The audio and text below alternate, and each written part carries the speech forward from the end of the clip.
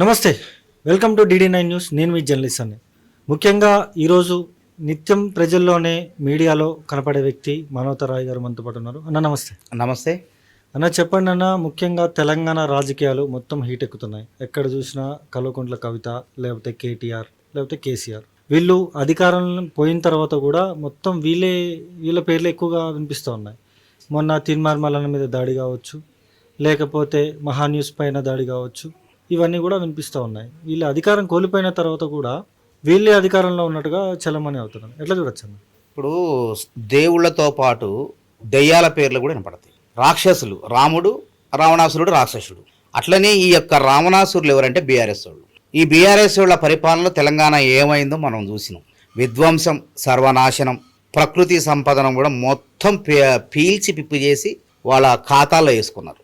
ఏమైంది? 10 ఏళ్ల పాలనలో ధనిక రాష్ట్రమైనటువంటి తెలంగాణని కాంగ్రెస్ ప్రభుత్వం ఉమ్మడి రాష్ట్రంలో కేసీఆర్ గారి చేతిలో పెడితే అప్పుల కుప్పగా మార్చిండా లేదా? ఆ రోజు 16,000 కోట్ల మిగులు బడ్జెట్తో మరి ఈ రాష్ట్రాన్ని అప్పచెప్పినాం. దేవుళ్ళు అయితే ఏం చేస్తారు? 16,000 కోట్లని ఇంకొంచెం అదనంగా చేసి ఈ రాష్ట్రాన్ని అభివృద్ధి చేస్తారు. దెయ్యాలు, రాక్షసులు ఏం చేస్తాయి? ప్రజలకు ఏమీ దక్కకుండా ఏదో పై పూతలు పూసి కట్టడాలు పూర్తి కాకుండా పూర్తయినట్టు చూపించి జనాన్ని మోసం చేసి ప్రజాధనాన్ని ఖాళీ చేసి, అంటే ప్రభుత్వ ఖజానాను ఖాళీ చేసి వాళ్ళ పార్టీ ఖజానాను పెంచుకుంటారు. ఇప్పుడు బీఆర్ఎస్ అది చేసింది కదా. కాబట్టి కవిత గారు అన్న మాట వాస్తవం. కేసీఆర్ గారు చుట్టూ దెయ్యాలున్నాయి. దెయ్యాలు మాట్లాడిన మాటలే మాట్లాడుతున్నారు.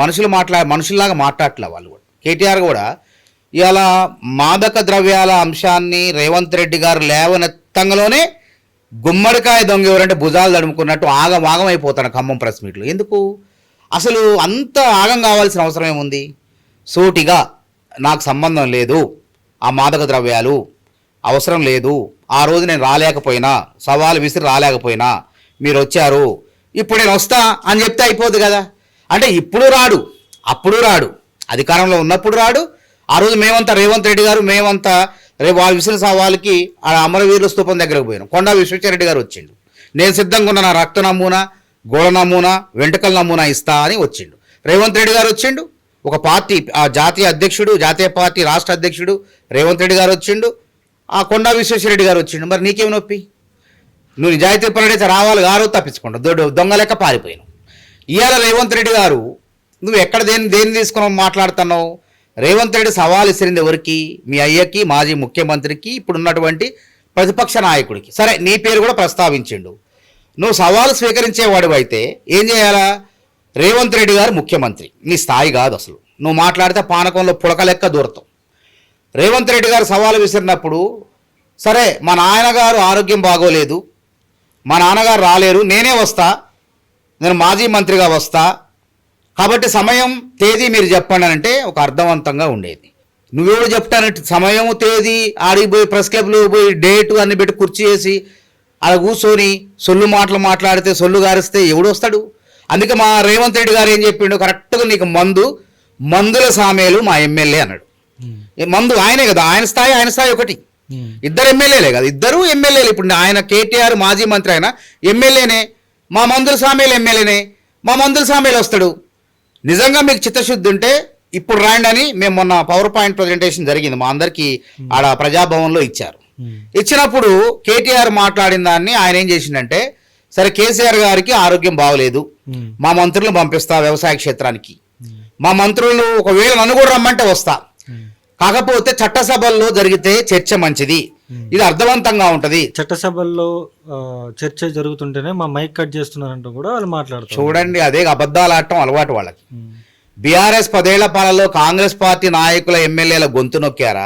కాంగ్రెస్ పార్టీ ఎమ్మెల్యేలని అమాంత అవసరం లేకపోయినా వాళ్ళ పార్టీలో చేర్చుకున్నారా? అసలు కాంగ్రెస్ పార్టీ లేకుండా చేద్దాము, మొత్తం మనమే దోచుకుందాము, ఈ ప్రతిపక్షమే లేకుండా చేద్దామని చేసింది ఎవరో ప్రజల్లో చెప్తా. అందుకే ప్రజలు ఓడించారు వాళ్ళని. వాళ్ళు అధికారం కోసం కక్కుర్తి పడి మూడోసారి కూడా దొడ్డిదారులు అధికారంలో రావాలని ప్రయత్నం చేస్తే ప్రజలు తన్నిదంతే ఎడబడ్డరు, పోయి మళ్ళీ ఫామ్ హౌస్లో పోయి పడ్డరు. కాబట్టి గొంతు నొక్కలే. రేవంత్ రెడ్డి గారు ఎప్పుడు ఏమంటాడంటే, రండి మీరు ప్రతిపక్ష నాయకుడు, ప్రజల తరపున వచ్చి మాట్లాడాలా, మాకు సూచన చేయండి, అవినీతి కేసుల విచారణ జరుగుతుంది, వాటి పని ఆ విచారణ సంస్థలు చేసుకుంటాయి, కానీ ఒక ప్రధాన ప్రతిపక్ష నాయకుడుగా, ఒక సీనియర్గా, అనుభవజ్ఞుడిగా వచ్చి మా సంక్షేమ పథకాల్లో సూచనలు చేయమంటే ఆయన ఫామ్ హౌస్లో పడుకుంటాడు. నీరో చక్రవర్తి వెనకటికి ఆ రోమ్ నగరం తగలబడతాడు, పిడేలు వాయించుకుంటాడట. మరి ఈయన ఫామ్ హౌస్లో పడుకొని ఏం వాయించుకుంటాడో అర్థం కాదు. వరదలు వచ్చినా మాట్లాడు, ప్రతిపక్ష నాయకుడు బయటికి రావాలా వద్దా? ఖమ్మంలో వరదలు వచ్చి పోతే మా ముఖ్యమంత్రి గారు పోయిండు రోడ్డు మార్గాన, మంత్రులంతా పోయారు, ఒక రోజు ముందే పోయి అక్కడ పోయి సేవా కార్యక్రమాలు చేశారు. దొంగల పడ్డ 6 నెలల కుక్కలు మురిగినట్టు మేము పోయిన తర్వాత 2 రోజులకు 3 రోజులకు హరీష్ రావు పోయి బహుబొమ్మ నడుస్తుండు. నువ్వెందుకు రావాలా? హరీష్ రావు ఎందుకు రావాలా? కేటీఆర్ ఎందుకు రావాలా? మీ నాయన అడిగిపోయిండు, మాజీ ముఖ్యమంత్రి అడిగిపోయిండు. ప్రతిపక్ష నాయకుడు బాధ్యత లేదా? ప్రజల తరపున జీతాలు తీసుకుంటున్నప్పుడు 60-70 లక్షలు తీసుకోండి ఇప్పటికి, కనీసం నోరు మెదపడా వరదలు వచ్చినాయి, సహాయ కార్యక్రమాలు వేగవంతంగా అందాలి, యంత్రాంగం పనిచేయాలి, లేదా నష్టపరిహారం పొలాలు ఏమైనా కొట్టకపోతే పంట నష్టం అయితే ప్రకృతి వైపరీత్యాల మూలంగా పంట నష్టం జరిగింది, కనీసం ఒక డిమాండ్ చేయి. డిమాండ్ లేదు, సూచన లేదు. హాయిగా ఫామ్ హౌస్లో కూర్చొని మరి ఆయన పిడేలు వాయితే ఈయన ఏం వాయించుకుంటాడో అర్థం కాదు.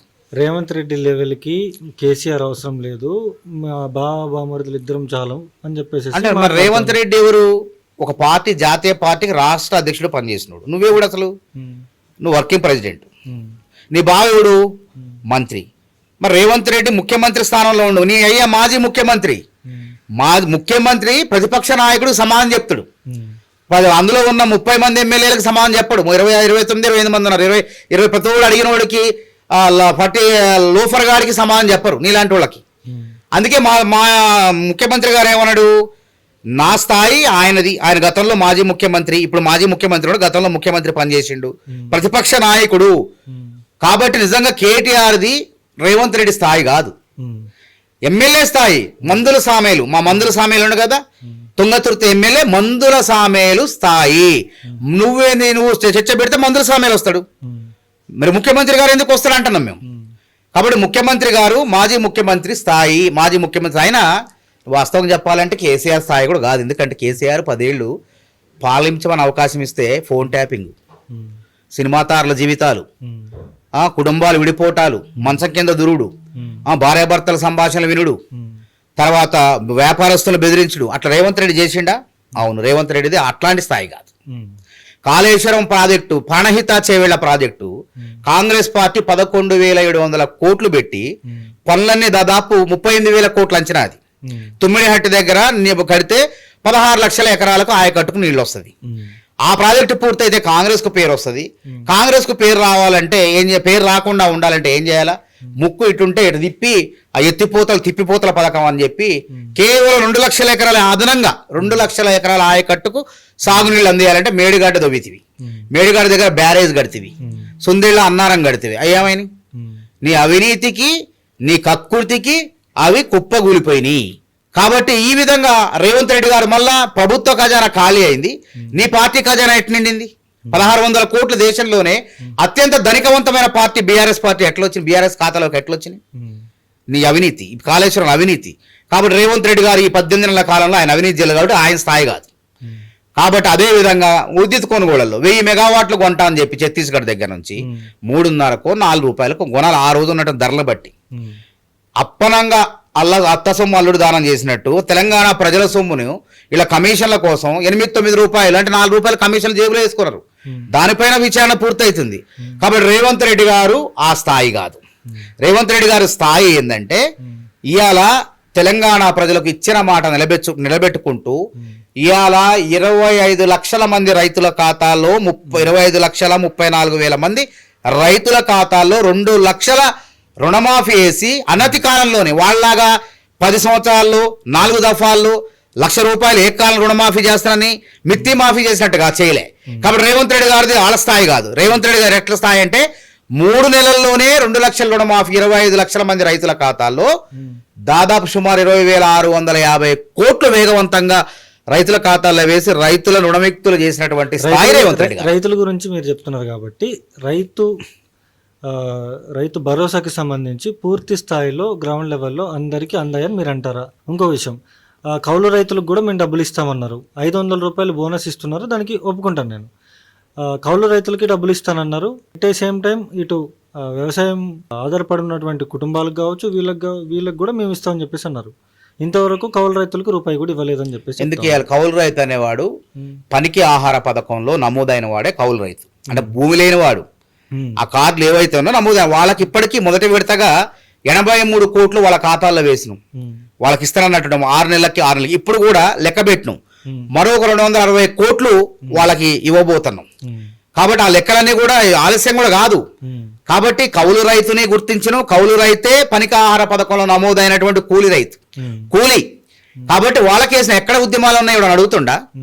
వీళ్ళు టీవీల్లో వీళ్ళ యూట్యూబుల్లో వీళ్ళు పెట్టుకున్న యూట్యూబుల్లో మాట్లాడటం తప్ప నిజంగా రైతులు వచ్చి ఏమన్నా నాకు రుణమాఫీ కాదని ధర్నాలు చేస్తున్నారా? రోడ్ల మీదకి వచ్చినరా చెప్పండి?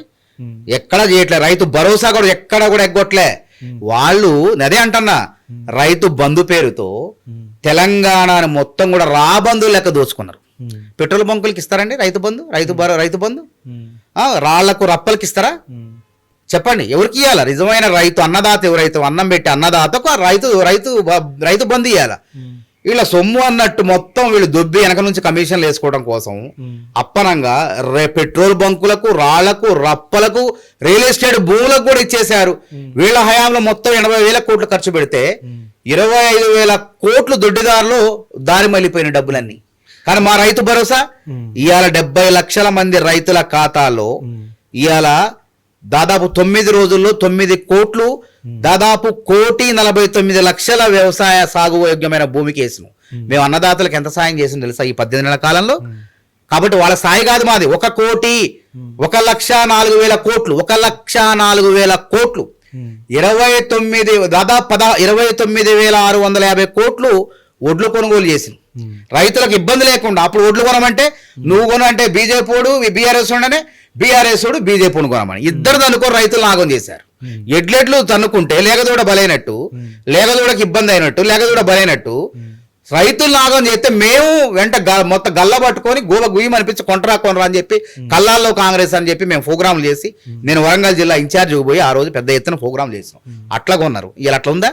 29,000 కోట్ల ధాన్యాన్ని కొనుగోలు చేసిన అక్కడ 29,000 ఉన్నాయి కదా.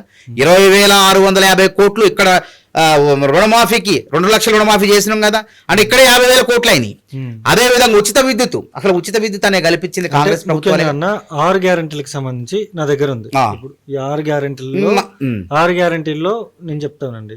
మహాలక్ష్మి పథకం, రైతు భరోసా, గృహజ్యోతి, ఇవన్నీ చెప్పేసి 6 గ్యారెంటీలు ఉన్నాయి. 6 గ్యారెంటీలు ప్రజలకు అందినాయి. బరాబర్ అందుతున్నాయి చెప్తాను, అందబోయేది కూడా చెప్తాను. నిన్నే తీపి కబురు చెప్పినాం మహిళలకి. మేము ఇవ్వాల్సిన 2 మహిళలకు 2,500 కూడా నిన్ననే లెక్క పెట్టినాం. ఆల్రెడీ పంచాయతీ ఎన్నికల లోపే ఖాతాలు వేసేస్తానని చెప్తాను. అదే ఆసరా పెన్షన్లు కూడా మీరు చెప్పని కూడా ఆసరా పెన్షన్లు కూడా 4,000 రూపాయలు పెంచుతామన్నా పెంచుతాం. ఎక్కడ మేము గృహజ్యోతి పథకం కింద మేము ఇచ్చే కూడా చెప్తున్నాం. నేను అంటున్నా కదా, మీ DD9 ద్వారా టీవీ ద్వారా ఒకటే తెలంగాణ సమాజ్ చెప్తున్నా, ప్రతి ఇంటికి 10 పథకాల పైనే సంక్షేమ పథకాలు అందుతున్నాయి. 95 లక్షల రేషన్ కార్డులు ఉన్నాయి. దాని గురించి చెప్పాలా వద్దా? రేషన్ కార్డు 10 ఏళ్ల కాలంలో ఇవ్వడం ఇచ్చిండా? స్థానిక సంస్థల ఎన్నికల కోసం కాదు. మీరే అంటారు కదా ఎప్పుడు ఇస్తారు రైతు భరోసా అంటే ఇచ్చినాం. ఆ ముచ్చట కూడా తెచ్చినాం కదా. రైతు రుణమాఫీ ఎప్పుడు చేస్తామంటే ఇచ్చినాం. అదే విధంగా ఇప్పుడు ఏమంటావు, మహిళలకు 2,500 ఇస్తాం, ఇయ్యలేదే అంటే ఇస్తాం, అది కూడా ఇస్తాం, రేపు మాపి ఇస్తాం, నోటి తాళాలు ఇస్తాం. అందుకే అంటున్నా, కేసీఆర్ 10 ఏళ్లలో పేదలకు చెయ్యంది రేషన్ కార్డులు పంచలేదు. రేషన్ కార్డులు ఇలా మేము పంచినాం. దాదాపు 26 లక్షల రేషన్ కార్డులు ఇచ్చినాం. అందులో జాబితాలో చేర్చినాం. చాలా మంది చేర్చకపోతే కొత్త పేర్లు నమోదు చేసిన ఆ రేషన్ కార్డులు. అదే విధంగా 5,60,000 కొత్త రేషన్ కార్డులు మంజూరు చేసినాం. ఈ కొత్త రేషన్ కార్డుల వల్ల వీటి వల్ల సంవత్సరానికి 1,100 కోట్ల భారం పడుతుంది ప్రభుత్వం పైన. అయినా ఇచ్చినాం. మరి ఆయన చేసిండా? ఇంకో అంశం, ఇవాళ బంజారా హిల్స్, జూబ్లీ హిల్స్ లో శ్రీమంతుడు ఏ బియ్యం తింటాడో, సన్న బియ్యం, ఇవాళ మారుమూల పల్లెల్లో, బీసీ కాలనీలో, ఎస్సీ కాలనీలో, తర్వాత అగ్రవర్ణాల్లో పేదలు సైతం ఇవాళ సన్న బియ్యం తింటాడు. దానికి కారణం ముఖ్యమంత్రి రేవంత్ రెడ్డి. ఏ రాష్ట్రంలోనే ఉందా? సంబరంగా తింటున్నారు. ఇందిరమ్మ ఇల్లుల విషయంలో ఎన్నో అవకతవకలు జరుగుతున్నాయి. కేవలం కార్యకర్తలు కూడా ఇవ్వట్లేదు అంటూ కూడా పెద్దగా ప్రచారం జరుగుతా ఉంది. అర్హులకి ఇస్తారండి, కార్యకర్తలకు ఇయ్యరు కదా. కార్యకర్తలకు కార్యకర్తలకు అట్లా ఉండదు. బీఆర్ఎస్ లో కూడా ఇస్తున్నాం కదా. బీఆర్ఎస్ ఇప్పుడు కాంగ్రెస్ పార్టీ కార్యకర్తలు జెండా మోసిన జెండా మోసినంత మాత్రాన అట్లా కాదండి. అది కరెక్ట్ కాదు. సంక్షేమ పథకం అనేది ఫస్ట్ దారి అదే కదా, వాళ్ళు మార్చారు. వాళ్ళలాగా ఉండదు కాంగ్రెస్ పార్టీ. మేము ఒకటే చెప్తున్నాం కార్యకర్తలు. మొన్న సీతక్క నియోజకవర్గంలో ఇందిరమ్మ ఇల్లు రాలేదని చెప్పేసి ఒక వ్యక్తిని టార్చర్ చేస్తే అది బీఆర్ఎస్ వాళ్ళ పని. అది తేటతెల్లమైంది, రిపోర్ట్ లో కూడా నివేదికలు వెళ్ళమైంది. కావాలని బద్నాం చేయటం కోసం ఇవాళ రైతులందరూ, నేను అదే అంటున్నా కదా, గ్రామీణ ప్రాంతంలో ప్రతి రైతు కూడా నాకు రుణమాఫీ అయింది, నాకు రైతు భరోసా వచ్చింది, నా కొడుకు ఉద్యోగం వచ్చింది, 60,000 ఉద్యోగాలు వచ్చింది నా కొడుక్కి, అందులో 60,000 నా కొడుకు వచ్చింది, నా భార్య బస్సుల్లో ఉచితంగా ప్రయాణం చేస్తుంది ఎడిపోయినా సరే. తెలంగాణ మొన్న సరస్వతి పుష్కరాలు జరిగినాయి. సరస్వతి పుష్కరాల్లో మహిళలు విపరీతంగా ప్రయాణించారు, బస్సులో పోయి పుష్కరాల్లో పోయి పునీతులయ్యారు. అది రేవంత్ రెడ్డికి దక్కింది ఆ ఘనత, కాంగ్రెస్ ప్రభుత్వానికి దక్కింది. ఇన్ని 10 పథకాలు అంటున్నా కదా, ఈ విధంగా ఇది వస్తుందా? ఆరోగ్యశ్రీ 10 లక్షలు, షాదీ ముబారక్, కళ్యాణ లక్ష్మి, ఇంకా చెప్పుకుంటూ పోతే సన్నబియ్యం బోనసులు, వడ్ల బోనసులు, ఎన్ని రకాల ఉచిత విద్యుత్తు, 17,000 కోట్లు ఉచిత విద్యుత్ కట్టినవండి రైతులకు, అన్నదాతలకు. అందుకే 1,04,000 కోట్లు చెల్లించిన 18 నెలల కాలంలోనే అన్నదాతలకే 1,04,000 కోట్లు ఖర్చు పెట్టినటువంటి ప్రభుత్వం కాంగ్రెస్ ప్రభుత్వం. ఖర్చు చేసిన ముఖ్యమంత్రి రేవంత్ రెడ్డి. మరి కేసీఆర్ ఏం ఖర్చు చేసిండు? సంక్షేమ పథకాల పేరుతో దోపిడీ చేసిండు. కేసీఆర్ దుబారా చేసిండు. కేసీఆర్ దుబారా తెలంగాణ దివాలా. అందుకే దివాలా తీసింది. మళ్ళీ దివాలా తీసిన తెలంగాణని, ఆర్థిక వ్యవస్థను, గాడి తప్పిన ఆర్థిక వ్యవస్థను గాడిలో పెట్టేందుకు ముఖ్యమంత్రి రేవంత్ రెడ్డి గారు అహర్నిశలు శ్రమిస్తూ ఒక గజయితగా లెక్క ముందుకు పోతాడు ఈ రాష్ట్రాన్ని అభివృద్ధి పదం నడపడం కోసం. 6 గ్యారంటీలు పూర్తి స్థాయిలో గ్రౌండ్ లెవెల్లో అన్ని అమలవుతున్నాయంటే మీరేమంటారు? 100% అవుతున్నాయి. మేమే చెప్తున్నాం కదా, ఇచ్చినే చెప్తున్నాం.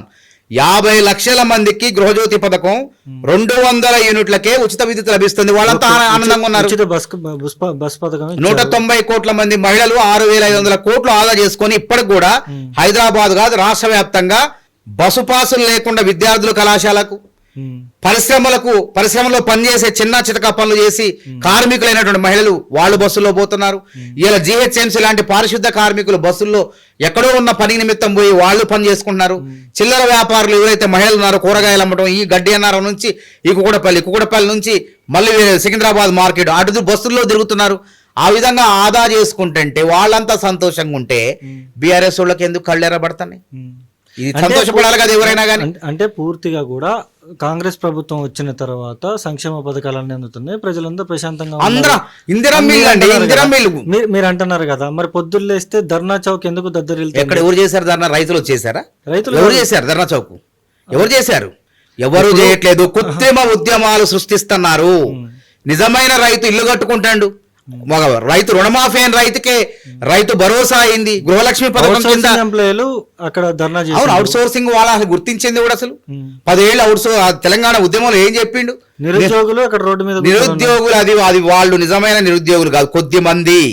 వాళ్ళు కొంతమందికి బీఆర్ఎస్ ఎంగిలి మెతుకులు ఆశపడినటువంటి నిరుద్యోగులు వాళ్ళు కొంతమంది. నిజమైన నిరుద్యోగులు ఆల్రెడీ మొన్ననే మేము 22,033 ఉద్యోగాలు భర్తీ చేస్తామని కేబినెట్ లో ఆమోదించినాం. 60,000 ఉద్యోగాలు వాళ్ళ వల్ల కాలే. ఇప్పుడు లగ్గం కావటమే సంబరంగా ఇచ్చినామని చెప్పేసి 100% అది వాళ్ళు ఎట్లా ఇచ్చారండి? ఇప్పుడు లగ్గం కాగానే సంబరమా? లగ్గం కాగానే శోభనం కావాలి, శోభనం కాగానే సంతానోత్పత్తి జరగాల, పిల్లలు పుట్టాలా. నీకు లగ్గం అయింది కానీ శోభనం కాదా? మరి నువ్వు ఆడనా మగనా ఏలు తెలవదాయా? రేవంత్ రెడ్డి అధికారం చేపట్టంగానే ఫస్ట్ ఎందుకు ఇట్లా జరుగుతుంది, ఈ వ్యవస్థలో పరీక్షల వ్యవస్థలో లోపాలు ఏందని చెప్పి ముందు అడిగిపోయింది ఆయన. ముఖ్యమంత్రి కాంగ్లోనే రియల్ ఎస్టేట్ వ్యాపారులతో కూర్చుండా, పారిశ్రామికవేత్తలతో కూర్చుండా అడిగిపోయి ఢిల్లీ పోయిండు. యూనియన్ పబ్లిక్ సర్వీస్ కమిషన్ దగ్గర పోయి పరీక్షలు ఎట్లా పెట్టాలో వాళ్ళు ఎట్లా పెడుతున్నారో అక్కడ పోయి నేర్చుకొని వచ్చి ఇక్కడ టీజీపీఎస్సీని ప్రక్షాళన చేసి వాళ్ళకి చేతగాని గ్రూప్ 1 పరీక్ష పెట్టిండా లేదా, వాళ్ళకి చేతగాని గ్రూప్ 2 పరీక్ష పెట్టిండా లేదా లోపాలు లేకుండా, అదే వాళ్ళకి చేతగాని గ్రూప్ 3 పరీక్ష పెట్టింది లేదా, మొత్తం కలిపితే 60,000 ఉద్యోగాలకు నియామక పత్రాలు ఇచ్చిండా లేదా? అది మగతనం, అది మగోడంటే రేవంత్ రెడ్డి. మరి ఆడో మగో ఉద్యోగాలు ఏమంటే భర్తీ చేయడం చేతగాక, ఆడో మగో తెలుసుకోలేక వాళ్ళు ఇలా మాగనత అంటే ఎట్లా? అది ఆ లోపాలు న్యాయపరమైన చిక్కులతో కూడినటువంటి నోటిఫికేషన్లు మీరు ఇచ్చారు. మేము ఆ లోపాలను సవరించి నిరుద్యోగులు కొలువులు ఇచ్చినాం. వాళ్ళకు అదే అంటాను కదా, ప్రతి ఇంట్లో 10 పథకాల పైన ఇలా కాంగ్రెస్ ప్రభుత్వం ఇందిరమ్మ రాజ్యం ఇంటింటా సౌభాగ్యంగా అందిస్తున్నాం, ప్రతి ఇల్లు సౌభాగ్యంగా ఉన్నది. ఇవాళ రాజకీయ పుట్టగతులు ఉండవని చెప్పి బీఆర్ఎస్ బీజేపీ ఏదో వాగుతుడు. వాగినంత మాత్రాన ప్రజలు పట్టించుకుంటారు అవన్నీ. కడుపు నిండుతుంది, రైతు అన్నదాత కడుపు నిండుతుంటే వీళ్ళు తట్టుకోలేకపోతున్నారు. అదే ప్రకాశం ఏమంటాడు ఈ మధ్య ఒక దాంట్లో ఈ సంవత్సరం వర్షాలు పడుద్దట, శపిస్తాడు రైతుల్ని. అంటే మీ పరిస్థితి ఎడ దిగజారిపోయారంటే రేవంత్ రెడ్డి పాలనలో వర్షాలు పడకుండా రైతులు ఇబ్బంది పడితే అట్లన్న అధికారంలోకి వద్దామనే. ఏం మాటలు రా నాయన, ఇట్లాంటి మాటలు మాట్లాడతారు. అసలు మళ్ళీ అధికారంలోకి వస్తే అసలు ఆ దగ్గర కూడా పోతారా? పార్లమెంట్ ఎన్నికల్లోనే పతనం అయిపోయారు. నేనన్న మాటగా వి ప్రకాష్ గారు ఇది సోషల్ మీడియా ట్రోల్ అవుతుంది. వర్షాలు పడకుంటే బాగు అన్నాడు, నిజంగా పడకుంటే బాగు శపిస్తున్నారు, శాపనార్థాలు పెడతారు. వర్షాలు పడకుండా ఉంటే అప్పుడు అర్థం అవుతుంది మా కాళేశ్వరం ఏంది, మా ఇదేంటో మీకు అప్పుడు. నీ కాళేశ్వరం లేకుండా 2,85,00,000 పంట దిగుబడి అయింది. చరిత్ర కాళేశ్వరం నీళ్లు రాకుండా వాటిని ఆగిపోతే నీ కూలేశ్వరంగా మారితే ఇవాళ తెలంగాణలో ఎట్లా 2,85,00,000 మెట్రిక్ టన్నుల పంట దిగుబడి అయింది. ఈ యాసంగిలోనే 70 లక్షల మెట్రిక్ టన్నులు ఎట్లా దిగుబడి అయింది.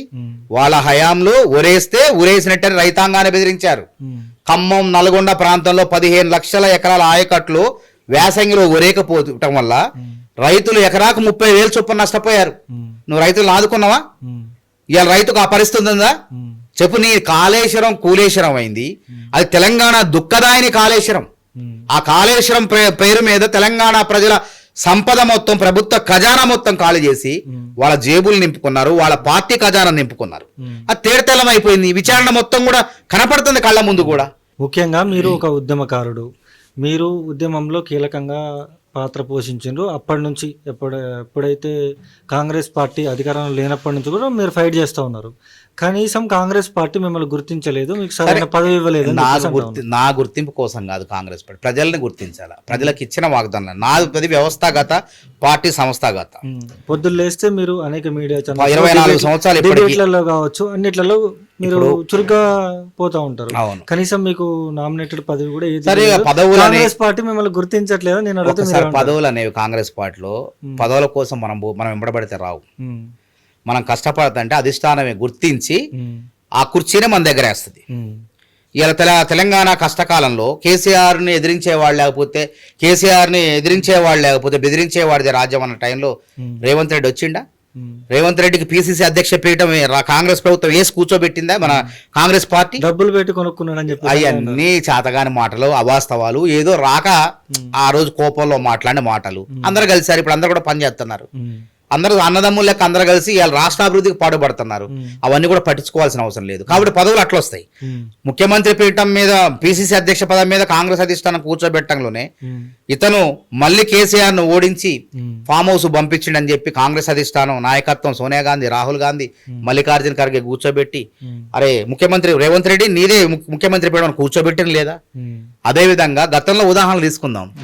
మాజీ ముఖ్యమంత్రి రోషయ్య గారు, ఆయన ఎప్పటికీ ఆర్థిక మంత్రి పనిచేసిండు, అందరి దగ్గర ఎమ్మెల్సీనే ఉన్నాడు. అట్లాంటి ఆయన దగ్గరికి ముఖ్యమంత్రి పీఠం వేసి కూర్చోమంది అధిష్టానం. ఆయన ఆశ్చర్యపోయిండు.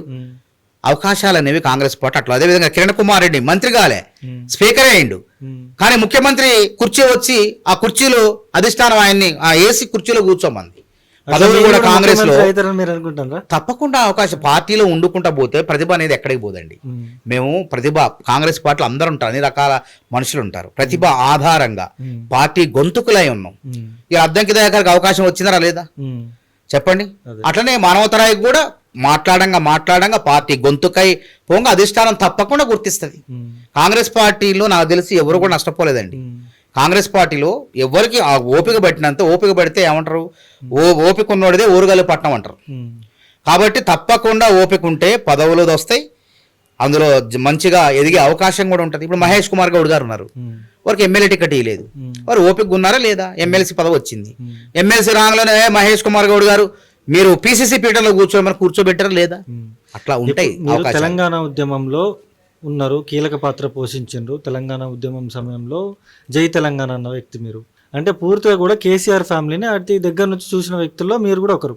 ఇప్పుడు కేసీఆర్ ఫ్యామిలీలో అంతర్గతంగా కొట్టుకుంటున్నారు. కవిత ఏమో జాగృతి అని చెప్పేసి ఇది చేస్తుంది, ఇటు పక్కేమో కేటీఆర్ పట్టించుకుంటలేడు, ఒక పక్కేమో కేసీఆర్ అసలు బయటకు వస్తలేడు. ఎట్లా ఉంది అసలు వీళ్ళ పరిణామం ఎట్లుందని మీరు అనుకుంటారు? ఇప్పుడు అది బీఆర్ఎస్ పార్టీ మునిగిపోయే పడవది అయిపోయింది, మునిగిపోతుంది. 4 ముక్కలైంది. కవితది ఒక దుకాణం అయింది, హరీష్ రావు ఒకటి, కేటీఆర్ ఒకటి, ఫామ్ హౌస్ లో కేసీఆర్, ఈ 4. కాబట్టి దానికి అసలు భవిష్యత్తు కనపట్టలేదు అసలు. కాబట్టి ఆ నాయకుల్లో కూడా ఉన్నటువంటి ఇతర నాయకుల్లో కూడా ఆందోళన ఉంది. సొంత కూతురే అలా అసమ్మతి ప్రకటించి బయటకు వచ్చేసి మా నాయన మంచోడే కానీ మా నాయన చుట్టూ దెయ్యాలు ఉన్నాయంటాం. ఆ 4 దెయ్యాలు, అది మగ దెయ్యాలా, ఆడదెయ్యాలా, కొరివి దెయ్యాలా, మరి ఎవరనేది చెప్పట్లే, ఇప్పటివరకు కూడా చెప్పట్లే. అది చెప్తే బాగు. లేకపోతే బస్తర్లో భూత వైద్యులు, ప్రసిద్ధి చెందిన భూత వైద్యులు ఉంటారు, వాళ్ళని తీసుకొచ్చి అయినా సరే ఆ దెయ్యాలు ఎవరో ఈ కవిత గారు కనిపెట్టాలి. లేకపోతే ఆయన అసలే బక్క ప్రాణం. అర్ధరాత్రు అపరాత్రు ఆ ఒంటరిగా ఉంటాడు, ఆ ఫామ్ హౌస్ లో ఊరికి దూరంగా ఒంటరిగా వ్యవసాయ క్షేత్రంలో ఉంటాడు. మరి దెయ్యాలు ఎప్పుడు కూడా మన దెయ్యాలకి అనువైన ప్రదేశం అది. ఆ బక్క ప్రాణాన్ని పీక తింటే ఆయన మీద కేసులు విచారణ జరుగుతుంది, అవినీతి కేసులు విచారణ జరుగుతుంది. మరి ఆయన దోష నిర్దోష అని తెలంగాణ సమాజం తెలవాలంటే ఆయన బతుకుండాలి. కాబట్టి ఆ దెయ్యాలు ఎవరో చెప్పమని కవిత గారిని అంటాను ఫస్ట్. లేకపోతే మీ చేత కాకపోతే మేము సూచిస్తున్నాం, బస్తర్లో భూత వైద్యులు ఉన్నారు, వాళ్ళే కనుక్కుంటారు. వాళ్ళు కనుక్కొని బంధిస్తారు. వాళ్ళు మళ్ళీ వాళ్ళ గాజు సీసాలో బంధిస్తారా, ఎట్లో బంధిస్తారు. తెలంగాణకు మంచిది, మీ నాయనకు మంచి జరుగుతుంది, తెలంగాణకు మంచి జరుగుతుంది. కాబట్టి ఆలోచన చేయమని అడుగుతున్నాం కవిత గారిని. అంటే పూర్తిగా కూడా బీఆర్ఎస్ బీజేపీ రెండు ఒకటే, రెండు విలీనం అవుతున్నాయంటూ కూడా మనం ఎవరో చెప్పిన మాట కాదు. బీఆర్ఎస్ నాయకుడు అధినేత కూతురే కవిత గారే స్వయాన ప్రకటించారు. దాన్ని రాజా సింగ్ గారు బలపరిచారు. అవును మా బీజేపీ వాళ్ళు ప్యాకేజీలు కమ్ముడు పోతారని ఆయన అన్నాడు. ఆయన్ని సస్పెండ్ చేశారు, రాజీనామా చేస్తే ఆయన ఆమోదించి. అంటే వాస్తవాలు మాట్లాడితే అట్లుంది పరిస్థితి. ఇప్పుడు కవిత గారు కూడా ఉన్న వాస్తవాలు చెప్తున్నారు. సరే వాళ్ళ ఇంట్లో ఆస్తు తగాదల ఏ తగాదాలో మొత్తానికైతే ఇంట్లో పోరు, ఇంట్లో పోరు ఇంత అంత కాదా. వేమన గారు ఎప్పుడో చెప్పిండు, చెప్పులోన రాయి, చెవులోన జోరీగా, కాల్లోన ముళ్ళు, కంటిలోన నలుసు, ఆ బాధ వర్ణాతీతం అట. అంతా ఇంత కాదయా విశ్వదాభిరామ, ఇంటిలోన పోరు అంతా ఇంత కాదయా విశ్వదాభిరామ వినురవేమ అని ఆనాడే ఎప్పుడు వేమన గారు చెప్పాడు. కాబట్టి ఇంట్లో పోరుంది. ఫస్ట్ వాళ్ళ ఇంట్లో నాయకుడు ఎవరు? కేటీఆర్ ఏమంటాడు, రేవంత్ రెడ్డి సవాలు విసిరితే నేనని మొగోడని పానకంలో పుడక లెక్క వస్తాడు.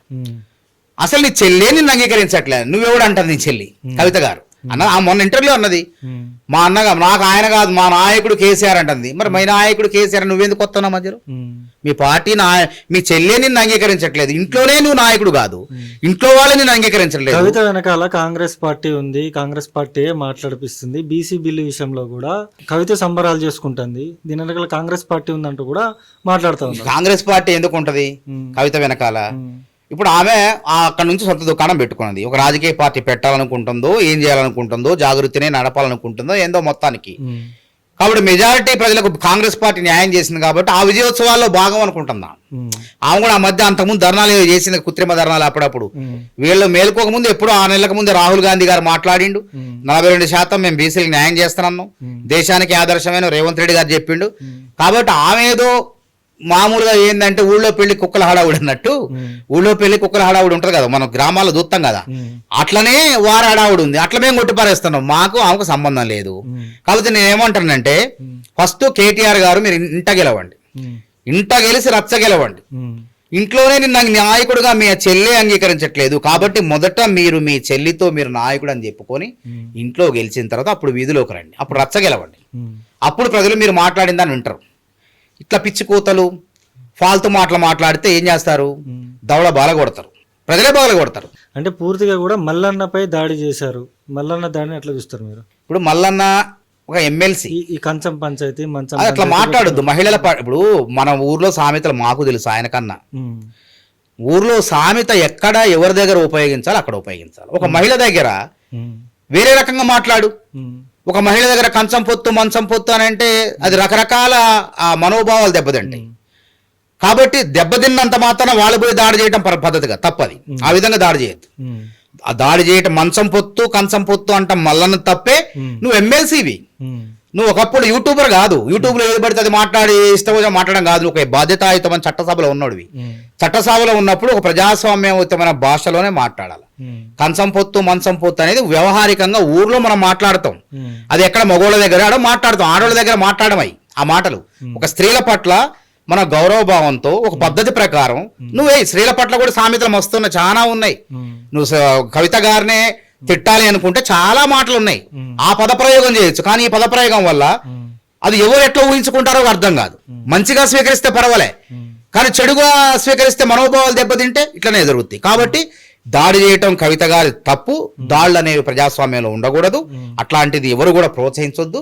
దాన్ని కాంగ్రెస్ పార్టీ ఖండిస్తుంది. మల్లన్న గారు కూడా మాట్లాడేటప్పుడు చాలా ఒళ్ళు దగ్గర పెట్టుకుని మాట్లాడారు. ఆడవాళ్ళు, పిల్లలు ఇట్లాంటి మనం ఎందుకు పెడతాం చట్టంలో? చిన్న పిల్లలు కానీ ఆడవాళ్ళు కానీ ఇట్లాంటి వాళ్ళని కొంచెం మనం గౌరవిస్తాం, వాళ్ళని ప్రేమిస్తాం. వాళ్ళని ప్రేమించడం అంటే వాళ్ళకి మర్యాద ఇవ్వటం, గౌరవించడం. కానీ దాన్ని వాడే పదాన్ని సక్రమంగా ఉపయోగించలేదు కాబట్టి, అపార్థం చేసుకున్నారు కాబట్టి ఈ దాడి జరిగింది. సరే, దాడి చేయటం తప్పని పదే పదే మేము ఖండిస్తాను. అంటే పూర్తిగా కూడా కాంగ్రెస్ పార్టీని వెనకేసుకొచ్చిన మల్లన్న ఇప్పుడు కాంగ్రెస్ పార్టీకి బెల్లమై కూర్చున్నాడు. 6 గ్యారంటీలు అమలు చేయకపోతే నా దగ్గరకు వచ్చి అడగండి అన్న మల్లన్న ఈ రోజు మొత్తం బదనాం చేస్తాడు. ఇప్పుడు మల్లన్నను చూసి ఇప్పుడు అవి వాపు చూసుకొని ఆయన బలుపు అనుకుంటాడు. కాంగ్రెస్ పార్టీలో అయితే మల్లన్న ఎవడండి అసలు? ఎవరు ఆయన? కాంగ్రెస్ మేమందరం సపోర్ట్ చేసి గెలిపించినాం. చచ్చిపోయిన పార్టీని ఆయన చచ్చిపోయి నీళ్లు పోసి నేను ఊహించుకోవటం అదే కదా మన శక్తి, మనం ఎక్కువ ఊహించుకోవడం అంటారు దీన్ని. అదే అంటున్నా, బాపు చూసుకొని బలుపు అనుకుంటాడు. నిజమైన బలిసినోడు అన్ని ఉన్న ఆకు అణిగిమణిగి ఉంటుంది, ఏమి లేని ఆకేస్తారే ఎగిరి పడుతుంది. అట్లా మల్లన్న.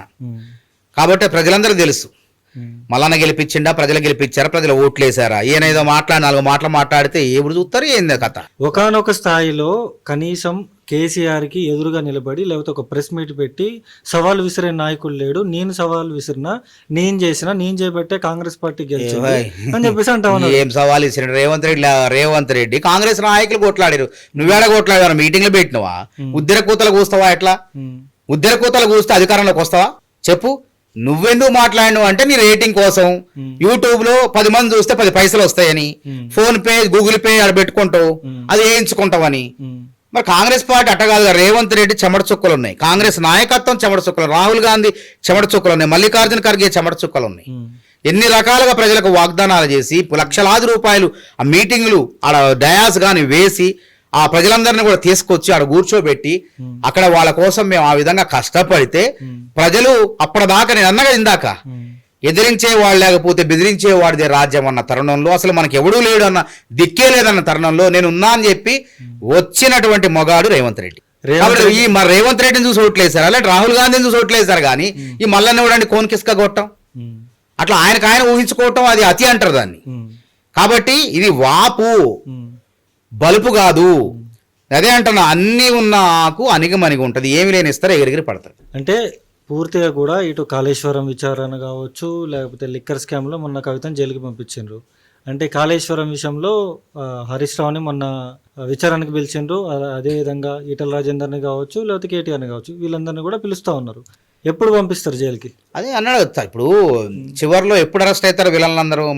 మన ముఖ్యమంత్రి గారు రేవంత్ రెడ్డి గారు ఢిల్లీలో చెప్పిండు కదా, విలన్లు ఎప్పుడు కథ నడుస్తుంది, విలన్లే కొద్ది కాలం వాళ్ళ ఆధిపత్యం ఉంటుంది, విలన్లు సమాజంలో వాళ్ళది నడుస్తుంది. కానీ అంత చివరికి వచ్చేసరికి విలన్లందరూ అడిగిపోతారు, చెరసాలకు పోతారు. చెర్లపల్లి, చంచల్ కూడా అంటే 4 సంవత్సరాల తర్వాత ముందు. అందుకే అంటున్నా, వేడి రాజకీయాలు, వర్షాకాలంలో సైతం వేడెక్కుతున్న రాజకీయాలు అన్నారు మీరు. ఆల్రెడీ 2 సంవత్సరాలు గడిచినాయి. అవును, ఇంకో 2 సంవత్సరాల తర్వాత కరెక్ట్ ఎలక్షన్ టైంకి అలా జైలుకి. ఇప్పుడు మనది భారతీయ చట్టాలు ఇస్లామిక్ దేశాలలో చట్టాలు కాదు మనది.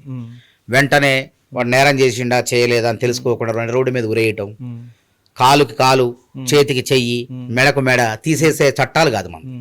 బిఎన్ఎస్ఎస్ అని కొత్తగా తెచ్చారు, బీజేపీ ప్రభుత్వం తీసుకొచ్చింది. అప్పుడు ఐపీసీ ఉండి, ఇండియన్ పీనల్ కోడ్ ఉండే, బ్రిటిష్ చట్టాలు అవన్నీ తీసేసి కొత్త చట్టాలు తీసుకొచ్చారు. సిఆర్పిసి ఉంది, క్రిమినల్ ప్రొసీడింగ్ కోడ్ అని ఉంది. ఆ చట్టాల ప్రకారం విచారణ జరగాల. నేరస్తును శిక్షించాలంటే బలమైనటువంటి ఆధారాలు సేకరించాలి. ఇప్పుడు ఫోన్ ట్యాపింగ్ ఉదాహరణ ఉంది. అంటే పూర్తిగా కూడా దీనికి లోపల డబ్బులు తీసుకొని సైలెంట్ అసత్యం. జనాలే పిచ్చోళ్ళు అని చెప్పేసి ప్రజలకు మేము వాగ్దానాలతో పాటు 6 గ్యారెంటీలతో పాటు గత బీఆర్ఎస్ ప్రభుత్వంలో నాయకులు చేసిన అవినీతిని కూడా కూకటి వీళ్లతో సహా పీకి వాళ్ళ పైన చట్ట ప్రకారం చర్య తీసుకుంటామని చెప్పినాం. ఆ వాగ్దానం కూడా ఉంది. ప్రజలు ఇప్పుడు అడుగుతున్నారు మమ్మల్ని ఎప్పుడు జైలు పంపిస్తారంటే, నేరస్తుడు తప్పించుకోకుండా పారదర్శకంగా వేగవంతంగా విచారణ జరుపుతున్నాం. ఫోన్ ట్యాపింగ్ లో విషయం లేకపోతే ప్రణీత్ రావు డిఎస్పీ డేటా సెంటర్ ఎందుకు పగలగొట్టాలా? ఆ హార్డ్ డిస్క్లను తీసుకుపోయి మూసీలో, నాగోల్ దగ్గర ఉన్న మూసీ రివర్ లో ధ్వంసం ఎందుకు చేయాలా? ప్రభాకర్ రావు తప్పించుకోవడానికి అమెరికా ఎందుకు పారిపోయి? కీలక సూత్రధారి ప్రభాకర్ రావు. అసలు సూత్రధారులు వేరే ఉన్నారు. ఇప్పుడు ప్రభాకర్ రావుని అమెరికా నుంచి తీసుకురావడానికి 14 నెలల సమయం పట్టింది. అంటే భారతీయ చట్టాల ప్రకారం రెడ్ కార్నర్ నోటీసు, లుక్అవుట్ నోటీసులు విడుదల చేసి వారిని స్వదేశానికి పట్టుకొచ్చినాం, తెలంగాణ పట్టుకొచ్చినాం. ఇక ప్రభాకర్ రావు ఏం చేసిండు ఈ మధ్య ఇందులోపు సుప్రీంకోర్టుకు పోయి ఆగస్టు 5 దాకా నన్ను అరెస్ట్ చేయొద్దు అని చెప్పి మధ్యంతర ఉత్తర్వులు తెచ్చుకోండి, తీర్పు తెచ్చుకోండి. మన పోలీసులు ఏమడుగుతున్నారు, వారిని అరెస్ట్ చేయడానికి పిటిషన్ వేశారు ఇప్పటికే ఆధారాలు. ఎందుకంటే ఈ కేసులో ఆధారాలు ఉన్నబట్టే కదా ప్రణీతరావు జైలుకు పోయిండు. అదేవిధంగా రాధాకిషన్ రావు, భుజంగరావు, డిఎస్పీ క్యాడర్ వీళ్ళంతా కూడా, తిరుపతి అన్న ఏసీ మన సిఐలు వీళ్ళంతా జైలుకు పోయారు. మీ అలా ప్రభాకర్ రావు తప్పకపోవాల్సిందే రేపు మాపు. కీలకంగా ఉన్న ఆధారాలు. ఈ ఫోన్ ట్యాపింగ్ లో తప్పించుకోవటం అసాధ్యం. ఈ కఠినమైన చట్టాలు కాబట్టి ప్రభాకర్ రావు అనే వ్యక్తిని ఇచ్చిన సమాచారం మేరకు ఇలా ఆ సూత్రధారియనే అసలు సూత్రధారులు వాళ్ళు కూడా తప్పకుండా చర్లబల్లి చంచల్గూడ జైలుకు పోవాల్సిందే. ఇది తప్పకుండా జరుగుతుంది. ప్రజలకి పాలన అందించమంటే కేవలం మా మీద బురద జల్లుతున్నారు. ఫోన్ ట్యాపింగ్ కేసు కావచ్చు, లేకపోతే కాళేశ్వరం కేసు కావచ్చు, రోజుకు ఒకటి తెర మీదకి తీసుకొస్తున్నారు. మమ్మల్ని మాట్లాడనట్లేదు, మా మీద బురద జల్లుతున్నారు అంటూ కూడా తీవ్రంగా విమర్శలు. దొంగతనం చేసి 10 ఏళ్ళు దాచుకొని ప్రజాధనాన్ని ఖాళీ చేసి లూటీ చేసి మీ పార్టీ ఖజానాన్ని పెంచుకొని ఇష్టారాజ్యంగా నడిపి ఇలా వ్యవస్థలన్నీ ఆగం చేసి తప్పించుకుంటే ఎట్లా అంటున్నారు వాళ్ళు ఎందుకు కావట్లేదు అదే అంటారు. నేను అంటున్నా ఇవాళ రుణమాఫీ అయింది, రైతు భరోసా అవుతుంది, 45 లక్షల మందికి 500కే సబ్సిడీ సిలిండర్ ఇస్తున్నాం, 190 కోట్ల మంది మళ్ళీ ఉచిత బస్సు ప్రయాణం చేస్తున్నారు, 6,500 కోట్లు ఆదా చేసుకున్నారు, 50 లక్షల మందికి 200 యూనిట్ల ఉచిత విద్యుత్ ఇస్తున్నాం, 25,34,000 రైతుల ఖాతా 2 లక్షలు వేసినాం, 70 లక్షల మందికి రైతు భరోసా ఇచ్చినాం, ఆరోగ్యశ్రీ నడుస్తుంది, 60,000 ఉద్యోగాలు ఇచ్చినాం, వాళ్ళ వల్ల కాకపోతే మేము ఇచ్చినాం, మళ్ళీ 22,000 ఉద్యోగాలు భర్తీకి నోటిఫికేషన్లు ఇవ్వడానికి సిద్ధంగా ఉన్నాం. ఇన్ని చేస్తుంటే అంతకు మించి ఈ దేశంలో సామాజిక న్యాయం చేయటంలో కాంగ్రెస్ పార్టీ దిక్సూచి. గుర్తుపెట్టుకోండి, ఇలా బీసీలు అనుభవిస్తున్న ఓబీసీ రిజర్వేషన్లు 27% రిజర్వేషన్లు కాంగ్రెస్ పార్టీ ఇచ్చినవే ఇలా దేశవ్యాప్తంగా అమలయ్యేవి. మండల కమిషన్ సిఫార్సు చేస్తే మండల కమిషన్ ఆ రోజు వీపీ సింగ్ ప్రభుత్వం దాన్ని అమలు చేయబోతే మద్దతుగా పొత్తులో ఉన్న ప్రభుత్వాన్ని బీజేపీకి ఇష్టం లేక మండల కమాండర్లను ఉద్యమాలు చేసి ఆ ప్రభుత్వానికి మద్దతు ఉపసంహరించుకుంటే ప్రభుత్వం కూలిపోయింది. తర్వాత వచ్చిన పివి నరసింహరావు ప్రభుత్వం ఓబీసీలకు 27% రిజర్వేషన్లు మండల కమిషన్ సిఫార్సులు అమలు చేసింది. 2006 సంవత్సరంలో సోనియా గాంధీ, మన్మోహన్ సింగ్ గారు వాళ్ళు ప్రధానమంత్రిగా మన్మోహన్ గారు ఉన్నప్పుడు ఓబీసీలకు కేంద్రీయ సంస్థల్లో సెంట్రల్ యూనివర్సిటీ, ఐఐఎం, ఐఐటీల్లో అసలు రిజర్వేషన్ లేవు. సోనియా గాంధీ, మన్మోహన్ సింగ్ పట్టుబట్టి కేంద్రీయ విద్యా సంస్థల్లో కూడా ఓబీసీలకు 27% రిజర్వేషన్లు ఇచ్చినవా లేదా? అదేవిధంగా ఈ ప్రస్తావన ఎందుకు తీసుకొచ్చిన ఇప్పుడు? అదేవిధంగా తమిళనాడులో 69% రిజర్వేషన్లను కూడా ఇచ్చింది ఎవరు? పివి నరసింహరావు కాంగ్రెస్ ప్రభుత్వం. లంబాడీలను బీసీలో ఉన్న లంబాడీలను ఎస్టీలు చేసింది ఎవరు? కాంగ్రెస్ ప్రభుత్వం. వర్గీకరణ సుప్రీంకోర్టు తీర్పిస్తే వర్గీకరణ అమలు చేసిన తొలి రాష్ట్రం ఇలా మళ్ళీ మాదిగ సామాజిక వర్గం వాళ్ళు ఇంజనీరింగ్ సీట్లు, మెడికల్ సీట్లు నీటిలో పొందుతున్నారు. ఎవరు కారణం? కాంగ్రెస్ కాదా? పాలన అంటే ఇది కూడా చేసుకుంటూ మీరు అన్నారు కదా పరిపాలన అంటే మా మీద అరెస్ట్ చేస్తారంటే తప్పు చేసిన అరెస్ట్ చేయటం కూడా, దొంగల్ని జైలుకు పంపించడం కూడా పరిపాలనలో భాగమే. ఇది జవాబుదారితనం అంటారు దీన్ని. అంతేగాని నువ్వు తప్పు చేసినా నేను అధికారంలో నేను తప్పు చేస్తాను, నువ్వు అధికారంలో నువ్వు తప్పు చేయి, ఇది పరిపాలన, ఇది ప్రజాస్వామ్యం కాదు. కాబట్టి ప్రజాస్వామ్యాన్ని పరిరక్షిస్తాడు రేవంత్ రెడ్డి. గత ప్రభుత్వంలో జరిగిన తప్పులు భవిష్యత్తులో ఇంకే పాలకుడు చేయకూడదు. చేస్తే వాళ్ళ గతి, వాళ్ళ అడ్రస్, చిరునామా ఏంటంటే చర్లపల్లి, చెంచలగూడ జైలు అనేటువంటి సంకేతాలు ఇవ్వడం కోసమే రేవంత్ రెడ్డి ప్రయత్నం చేస్తాడు. స్థానిక సంస్థల ఎన్నికల్లో ఖచ్చితంగా బీఆర్ఎస్ పార్టీయే విజయం సాధిస్తుంది, పూర్తిగా కూడా మాకే ప్రజలందరూ మద్దతు తెలుపుతారు, కాంగ్రెస్ పార్టీ 6 గ్యారంటీలు అమలు చేయట్లేదంటూ కూడా తీవ్రంగా విమర్శల వర్షం అయితే కురిపిస్తున్న పరిస్థితి. ఏం చెప్తారు? ఇప్పుడు ఉట్టి కొట్టలేనా స్వర్గానికి ఎగబోతున్నా అన్నట్టు. నువ్వు ఉట్టే అందదా నీకు స్వర్గానికి ఎట్లా పోతావు? అసలు పార్లమెంట్ ఎన్నికలను పాతాళానికి పోతివి. ఇక నీకు స్థానిక సంస్థల ఎన్నికల్లో నీకు ఏడొస్తాయి? అసలు నీ ఇంత అవినీతిమయమైనటువంటి మిమ్మల్ని మళ్ళీ ఎవడు ఓట్లు వేసి గెలిపిస్తాడు? తెలంగాణ ప్రజలు బాగు చేయమని అధికారం ఇస్తే నీళ్లు కూడా ఆంధ్రాకు దోచిపెట్టి చేపల కూరకు, రొయ్యల పులుసుకు, రోజా రొయ్యల పులుసుకు తెలంగాణ ఆత్మగౌరవం తాకట్టు పెట్టిన నాయకుడు ఎవరన్నా ఉన్నట్టు ఈ దేశంలో, ఈ రాష్ట్రంలో కేసీఆర్ అండి. నిజం చెప్తావు, అబద్ధం కాదు, వాస్తవం చెప్తాను. ఆ రోజు ఈయన రాజకీయ ప్రయోజనాల కోసం బీఆర్ఎస్ పార్టీ పెట్టి టీఆర్ఎస్ తీసేసి టీ చేసి బీఆర్ పెట్టిండు. అంటే ఆంధ్ర ప్రజలకు కూడా మన్ననలు పొందాలంటే కృష్ణా జలాల్లోని నీళ్ళని ఆంధ్రాకి అప్పచెప్పాలి, తెలంగాణ రాయలసీమకు అప్పచెప్పాలి. రాయలసీమ ప్రజలు ఓట్లు కావాలంటే, ఎందుకంటే ఆడ పార్టీని కూడా నియమించండి కదా, శాఖను కూడా ఏర్పాటు చేసిండు కదా. అంటే ఈయన రాజకీయ జాతీయ పార్టీని స్థాపించండు కాబట్టి జాతీయ పార్టీ అంటే తెలంగాణ గురించి మాట్లాడితే ఆ పక్క రాష్ట్రం కూడా ఎవడు ఓట్లేడని చెప్పి ఆంధ్ర ప్రజలు చెదరించుకుంటారని చెప్పి వాళ్ళ కోసం, ఆ ఓట్ల కోసం, ఆ రాజకీయ లబ్ధి కోసం, రోజా రొయ్యల పులుసు కోసం తెలంగాణ నీళ్లను ఆంధ్రాకు దారదత్తం చేసిండు. ఇలా బనకచెర్ల ఎప్పుడు ప్రారంభమైంది, ఎప్పుడు కట్టారు? 90% సివిల్ వర్క్లు పూర్తయినాయి. 10 ఏళ్ళు ముద్ద నిద్రపోయారు. ముద్ద నిద్రపోయి చేసుకోండి, ఏం కాదు, జలదోపిడీ చేసుకోండి అన్నారు. 400 TMCలు తీసుకోండి అన్నాడు. అదే కాకుండా బేషజాలు లేవు, బేషీలు లేవు, బేషజాలు లేవు అన్నాడు. రోజా గారు రొయ్యల పోసి తిన్న తర్వాత తొలి మాట చూడండి, వీడియోలు ఉంటాయి యూట్యూబ్ లో. ఏమన్నాడు ఆయన? మాకు బేషీలు లేవు, బేషజాలు లేవు, రాయలసీమను రత్నాలసీమ చేస్తా, 400 TMCలు వాడుకోండి, సముద్ర జలాలు 3000 TMCలు వృధాగా పోతున్నాయి అన్నాడు. అని ఇప్పుడు ఏమంటున్నారు? మేము అనలేదు అంటున్నారు. కృష్ణా జలాల్లో వాటా 70% పరివాహక ప్రాంతం కృష్ణా అనేది మన నుంచి పోతుంది. ఆ రోజు తాత్కాలిక ఒప్పందమే. తాత్కాలిక ఒప్పందంలో మనకి 299 TMCలు తెలంగాణకు, 512 TMCలు ఆంధ్ర కానీ ఒప్పుకొని వచ్చింది ఎవరు?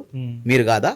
ఇలా దాన్ని కాదు, మాకు 575 TMCలు రావాలి, మిగతా మిగిలిన TMCలు మీ అని చెప్పి ఇలా కొట్లాడేది ఎవరు? కోర్టులలో, ట్రిబ్యునల్ దగ్గర. కాబట్టి చేసిన ద్రోహం అంతా 10 ఏళ్ల కాలంలో చేసినందుకు వాళ్ళకు ఓట్లేస్తారా? ఎందుకేస్తారు? సర్పంచ్ ఎన్నికలు ఏ ముఖం పెట్టి నిల్చునే దేవుడు అంటాను అక్కడ, ఇలా పార్టీ తరపున చెప్పండి, ఎవరు నిల్చుంటాడు అంటారా? కాబట్టి నేను ఎన్నిక ఏదైనా సరే, ఇటు స్థానిక సంస్థల జడ్పీటీసీ, ఎంపీటీసీ, సర్పంచ్ ఎన్నికలైనా, ఉప ఎన్నిక అయినా జూబ్లీస్ గెలుపు కాంగ్రెస్. ఉప ఎన్నిక విషయం వచ్చింది కాబట్టి ఉప ఎన్నిక విషయంలో ఖచ్చితంగా కూడా ఎవరైతే నిరుద్యోగాలకి సంబంధించి అస్మా పోటీ చేస్తుంది, అస్మా ఎట్లయినా నేను గెలుస్తా, ఈ గత ప్రభుత్వం మాకు నోటిఫికేషన్స్ ఇస్తా అంది, ఇవ్వలేదు. ఇప్పుడు కాంగ్రెస్ ప్రభుత్వం కూడా మేమే గెలిపించుకున్నాం, నోటిఫికేషన్ ఇవ్వట్లేదు. సలహా ఏంటంటే, నువ్వు ఫస్ట్ ఉద్యోగం సంపాదించమ్మా. మీరు ఉద్యోగాలు ఇవ్వట్లేదు, 60,000 ఉద్యోగాలు ఇస్తే 60,000 ఉద్యోగాలు అందులో నువ్వు లేవు అంటన్నా.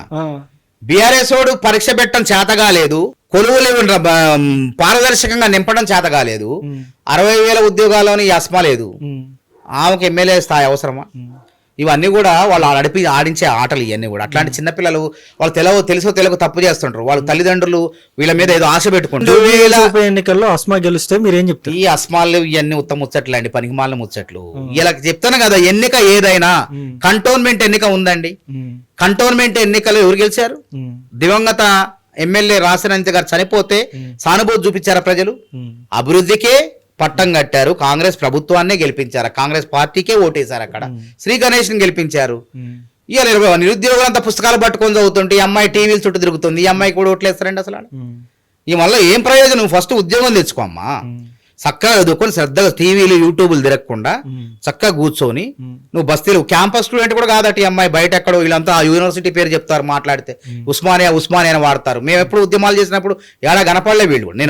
నేను పుట్టి ఆడ యూనివర్సిటీలో పీజీ దగ్గర నుంచి ఎల్ఎల్బి మొత్తం పిహెచ్డి దగ్గర కూడా నేను చూసినప్పుడు ఎవరు కూడా కనపడలే, వీళ్ళు ఎవరు లేరు. వీళ్ళు యూనివర్సిటీ పేరు చెప్పుకొని ఆడేదో ఉద్యమాలు చేయాలని ప్రయత్నం చేస్తున్నారు. ఫస్ట్ నేను ఒకటే చెప్తాను అట్లాంటి వాళ్ళకి, మీ భవిష్యత్తు ఫస్ట్ మీరు కావాల్సింది ఉద్యోగస్తులు. ఎమ్మెల్యేల తర్వాత ఎదురు కానీ ఫస్ట్ మీరు ఆర్థికంగా స్థిరపడిన తర్వాత, కుటుంబాన్ని ఏర్పాటు చేసుకున్న తర్వాత మీరు రాజకీయాల్లోకి రండి, స్వాగతిస్తాం. కానీ మీరు 60,000 ఉద్యోగాలు లేరు, రేపు 22,000 ఉద్యోగాలు వస్తున్నాయి, 22,033 ఉద్యోగాలు వస్తున్నాయి. ఆ 22,033 ఉద్యోగాలు కొలువు సాధించిన తర్వాత మాట్లాడండి. ఇట్లాంటి వాళ్ళకి రావు ఉద్యోగాలు. ఎందుకంటే రోడ్ల మీద తిరిగే వాళ్ళకి ఉద్యోగాలు ఎందుకు వస్తాయండి? మేము ఆ రోజు గ్రూప్ 2, గ్రూప్ 1 వాయిదా వేయాలని తిరిగారు, చర్చలకు వచ్చారు మాతో. అందులో ఎవరికి ఒక్కడికి కూడా గ్రూప్ 3 ఉద్యోగం రాలే, ఒక్కరికి రాలే చర్చలకు. మేము అనుకున్నాం వీళ్ళు ఎంత ప్రతిభావంతులు అనుకున్నాం. ఒక్కడు చూస్తే ఆ పప్పు శుద్ధులు ఇప్పటికీ రోడ్ల మీద తిరుగుతున్నారు. ఎవడైతే పుస్తకాలు బట్టి చదివిండో 563 మంది వాళ్ళు ఇలా గ్రూప్ 1 అధికారులు అయ్యారు. గ్రూప్ 2 అంటే సర్టిఫికేట్ వెరిఫికేషన్ చక్కగా చదువుకున్న సర్టిఫికేట్ వెరిఫికేషన్ పోయారు.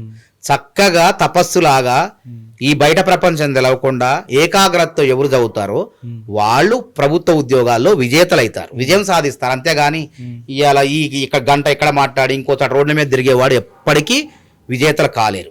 ఇది వాళ్ళకి నా సూచన, చక్కగా చదువుకోండి, ప్రయోజకులు కాండని నేను చెప్తున్నా. పూర్తిగా కూడా ఏదైతే పార్టీ మారిన ఎమ్మెల్యేలు ఉన్నారు, ఎవరైతే బీఆర్ఎస్ లోంచి కాంగ్రెస్ లోకి జాయిన్ అయిన వాళ్ళపై అనర్హత వేటు పడుతుంది ఖచ్చితంగా కూడా. మళ్ళీ అక్కడ కూడా ఉప ఎన్నిక వస్తుంది. ఎవరైతే పార్టీ మారిన ఎమ్మెల్యేలు కావచ్చు, ఎవరైతే కడియం శ్రీహరి కావచ్చు, లేకపోతే తెల్ల వెంకట్రావు కావచ్చు, లేకపోతే వీళ్ళందరూ కూడా పార్టీలు మారారు. కేవలం వాళ్ళ రాజకీయ లబ్ధి కోసమే కాంగ్రెస్ పార్టీ కూడా డబ్బులు తీసుకొని వాళ్ళని జాయిన్ చేసుకుందని చెప్పేసి ప్రధానమైన ఆరోపణ చేస్తా ఉన్నారు. అంటే వాళ్ళని చేర్చుకోవడానికి మేము డబ్బులు తీసుకున్నామా? విచిత్రంగా ఉంది. ఇది ఏమైనా బీఆర్ఎస్ పార్టీయా? విచిత్రంగా వాళ్ళు రాజకీయ భవిష్యత్తు బీఆర్ఎస్ కు లేదు, బీఆర్ఎస్ కు భవిష్యత్తు లేదు కాబట్టి మా రాజకీయ భవిష్యత్తు 10 ఏళ్ల దాకా కుదరదు. మరి వాళ్ళు బీఆర్ఎస్ పార్టీలో గతంలో ఉన్నారు, వాళ్ళు మీ మీద అనేకమైన ఆరోపణలు చేసిండ్రు, మళ్ళీ అదేం లేకుండా డైరెక్ట్ వాళ్ళని తీసుకొచ్చి ఇక రాజకీయాల్లో కోసమే చేసుకున్నారు. రాజకీయాల్లో ఆరోపణలు ప్రత్యారోపణలు ఆ పార్టీలో ఉన్నప్పుడు ఇటు ఈ పార్టీలో మాట్లాడుతుంటారు. కానీ ఇప్పుడు మనం ఉన్న పార్టీ ఏందని చూసుకోవాలి. కాబట్టి వాళ్ళంతా కూడా ఎందుకు వచ్చారు? కాంగ్రెస్ పార్టీ కేసీఆర్ లెక్క 12 మంది ఎమ్మెల్యేలను బలవంతంగా ప్రలోభ పెట్టి బెదిరించి డబ్బులు ఇచ్చి అట్లా చేయలే. భవిష్యత్తు ఉండదు, పుట్టగతులు ఉండవు బీఆర్ఎస్ కి. మా భవిష్యత్తు గందరగోళం అవుతుంది కాబట్టి కాంగ్రెస్ లో చేరితేనే మనం భవిష్యత్తు బాగుంటది అని చెప్పి వాళ్ళు వచ్చారు. ఎందుకు ఇవాళ ఎన్ని సంక్షేమ పథకాలు వాళ్ళ నియోజకవర్గాల్లో ఎవరు అమలు చేస్తున్నారు? కాంగ్రెస్ అందరికి ఇస్తారా లేదా? 2,50,000 లక్షల మందికి ఉచిత విద్యుత్ ఇస్తారా లేదా? 60,000 ఉద్యోగాలు వాళ్ళ నియోజకవర్గం వచ్చిందే కదా. ఇన్ని అభివృద్ధి 20,34,000 మంది రైతుల ఖాతా 20,34,000 మంది రైతుల ఖాతాలో 20,000 కోట్లు వేసినప్పుడు ఈ సంక్షేమ పథకాలు సన్నబియ్యం పథకం అమలైతున్నప్పుడు సామాన్యులు పేదవాళ్ళు ఆనందంగా ఉన్నప్పుడు ఇంకో పార్టీకి ఓట్లేస్తారా? కాబట్టి ఇంకా వచ్చే వాళ్ళు ఉంటారు. మేమే పద్ధతి ఉంది కాబట్టి ఈ పార్టీ ఫిరాయింపుల చట్టాన్ని తీసుకొచ్చింది కాంగ్రెస్ ప్రభుత్వం, రాజీవ్ గాంధీ గారు కాబట్టి మేము కొంత సంయమనం పాటిస్తున్నాం. మేము తలుపులు తెరిస్తే ఇంకా బార్లాగా వచ్చేవాళ్ళం. ఇంకా ఈ కవిత ఎపిసోడ్ తర్వాత ఇంకా మాకు రద్దీ పెరిగింది. ఇట్లా తలుపు ఇట్లా కొంచెం గొళ్ళెం ఇట్లా దింపితే కథం ఉరుకొస్తారు, వరదొచ్చి పారుతుంది. అక్కడ ఎవరు మిగలరు, ఆ 4 మిగులుతారు, ఆ 3 మిగులుతారు. కేసీఆర్, హరీష్ రావు, కేటీఆర్. నాకు తెలిసి హరీష్ రావు గారు కూడా నాకు తెలిసి వేరే దుకాణం కూడా చూసుకుంటాడు ఆయన. ఇక ఉండలేడు, ఎందుకంటే వాళ్ళ మీద ఇంత చెడ్డ పేరు ఉన్నప్పుడు అందులో ఎమ్మెల్యేలు మిగలరు. ఇన్ని సంక్షేమ పథకాలు అమలవుతున్నప్పుడు అందులో ఎవరు మిగలరు. ఏ బీఆర్ఎస్ వాడు కూడా మిగలడు, వచ్చి కాంగ్రెస్ లో చేరతారు, తప్పకుండా చేరతారు. కాబట్టి మాకు నమ్మకం ఉంది, ఏ ఎన్నికైనా జూబ్లీహిల్స్ ఎన్నికైనా ఏ ఎన్నికైనా కాంగ్రెస్ దే గెలుపు. కంటోన్మెంట్ ఉదాహరణ చెప్తాను నేను. ఇంత సంక్షేమాన్ని సన్నబియ్యం తినేవాడు పేదవాళ్ళు ఇక్కడ లేరా? బస్తీలో జూబ్లీహిల్స్ లేరా? వాళ్ళంతా వేరే పార్టీకి ఎందుకు వేస్తారు? అరే నా పెద్ద కొడుకు లెక్క ముసలోళ్ళు సన్నబియ్యం పెడతాడు రేవంత్ రెడ్డి, నా పెద్ద కొడుకు, నా మనవడు అంటున్నారు ముసలోళ్ళు, మా అన్న అని ఆడపడుచులు అంటున్నారు రేవంత్ రెడ్డి. మాకు ఇంత బుక్కెడు సన్నబియ్యం పెడతాడు. ఇలా జూబ్లీహిల్స్ లో శ్రీమంతుడు ఏది తింటాడో అందులో వాళ్ళంట్లో పనిచేసేవాళ్ళు కూడా అదే సన్నబియ్యం తింటున్నారు. ఇంత సంతోషంగా జనమంతా ముఖ్యమంత్రి రేవంత్ రెడ్డి పాలన స్వర్ణయుగంగా ఉందని చెప్పి కీర్తిస్తుంటే వీళ్ళు తట్టుకోలేకపోతున్నారు. కాబట్టి ఎన్నిక ఏదైనా గెలుపు కాంగ్రెస్ పార్టీదే, ప్రభుత్వాన్ని. పూర్తిగా కూడా బీజేపీ ప్రభుత్వంలో బీజేపీ నాయకుల్లో కావచ్చు, రాష్ట్ర అధ్యక్షుడు మారిండు, ఖచ్చితంగా కూడా మేమే విజయం సాధిస్తాం, మేమే ఇచ్చేస్తాం అంటూ కూడా మాట్లాడుతూ ఉన్నారు. ఎవరు వేయాల ఓట్లు? బీసీలు 42% రిజర్వేషన్లు కులగాండం చేసి పంపించను అంటే బీసీలకు ద్రోహం చేస్తే ఓట్లు వేస్తారా? తెలంగాణకు 2 బడ్జెట్లు నయా పైసా అయ్యారు, గుండు సున్నానాయ. పక్క రాష్ట్రానికి ఆంధ్రప్రదేశ్ 15,000 కోట్లు, పోలవరానికి 5,000 కోట్లు, విశాఖ స్టీల్ కి 3,000 కోట్లు. మరి బయ్యారం ఉక్కు 1 రూపాయి ఇచ్చినవా? పోనీ పాలమూరు రంగారెడ్డికి 1 రూపాయి ఇచ్చిన? రాష్ట్ర అధ్యక్షుడు పదవి ఎట్లా వేస్తారు ఓట్లు అంటున్నా? నిధులు ఇవ్వకుండా ఎట్లా వేస్తారంటారు? బీజేపీ రాష్ట్ర అధ్యక్షుడు పదవి ఇటు రాజాసింగ్ కి ఇవ్వలేదు, ఇటు పోతే ఈటల రాజేందర్ కి ఇవ్వలేదు, రామచందర్ కి ఇచ్చారు. దీని గురించి ఏం మాట్లాడతారు మీరు? ఇప్పుడు అదే అన్నగా బీసీకి ఇస్తా అని ఊరించారు. ఒక బీసీకి ఉన్న బీసీని ఊడబీకిండ్రు, మళ్ళీ అగ్రవర్ణంకి ఇచ్చారు, కిషన్ రెడ్డికి ఇచ్చారు. కిషన్ రెడ్డికి ఇచ్చిన తర్వాత మళ్ళీ బీసీకి ఊరించిన తర్వాత ఏం చేశారు? మళ్ళీ బీసీల ఆశల మొత్తం కూడా గల్లం చేశారు, మళ్ళీ రామచంద్రరావు గారికి ఇచ్చారు. ఇచ్చినప్పుడు ఎవడో వాళ్ళ ముఖం చూస్తారంటున్నట్టు. ఎందుకు వేయాలి ఓట్లు? తెలంగాణకు నిధులు ఇచ్చినందుకు వేయాలా? బీసీలకు న్యాయం చేసినందుకు వేయాలా? బిల్లు పంపిస్తే రాష్ట్రపతి దగ్గర పెట్టుకున్నారు. కాంగ్రెస్ ప్రభుత్వం రాహుల్ గాంధీ గారి మాటకు కట్టుబడి ఇచ్చిన హామీకి నిలబడి రేవంత్ రెడ్డి గారు చిత్తశుద్ధితో 42% రిజర్వేషన్లు అమలు చేయాలని గవర్నర్ దగ్గర తీసుకొని బిల్లును రాష్ట్రపతి దగ్గర పంపిస్తే ఇన్ని రోజులు ఫిబ్రవరిలో పంపిస్తే 5 నెలలుగా నిలుపుకుంటారా? సుప్రీంకోర్టు చెప్పింది మొన్న. జడ్జిలు ఏం చెప్పారు? గవర్నర్లు కానీ రాష్ట్రపతులు కానీ 3 నెలల కన్నా ఎక్కువ నిలుపుదల చేయొద్దు బిల్లు అని చెప్పారు. అలా బిల్లు ఆమోదించరాయా ప్రతిపి పంపరాయా? ఏది చేయకుండా అటు పెట్టుకొని బీసీలకు ద్రోహం చేసేది ఎవరు? బీజేపీ పార్టీ కాదా? వాళ్ళకి కూడా ఎట్లా ఓట్లేస్తారండి? నిధులు ఇవ్వక, బీసీలకు రిజర్వేషన్లు ఇవ్వక, అదే విధంగా ఎస్సీ వర్గీకరణ వేరే రాష్ట్రాలు అమలు చేస్తున్నారు. వాళ్ళు ఏమన్నా తెలంగాణలో అమలు అవుతుంది, పక్క రాష్ట్రం కూడా కాలే. ఇంకా ఇప్పుడు భాగస్వామ్య పక్షంలో కాలే, తెలంగాణలో అమలు అవుతుంది. ఇంజనీరింగ్ సీట్లు పొందారు చాలా మంది మాదిగ సామాజిక వర్గానికి చెందిన వాళ్ళు. ఈ విధంగా ఆదర్శవంతంగా శాస్త్రీయబద్ధంగా ఈ రాష్ట్రాన్ని అభివృద్ధి చేసుకుంటూ పేదల సంక్షేమానికి పాటుపడుతుంటే ఇంకా వేరే వాళ్ళ గురించి అసలు ప్రజలు ఆలోచించరు. అందుకే ఆ భయం పట్టుకుంది.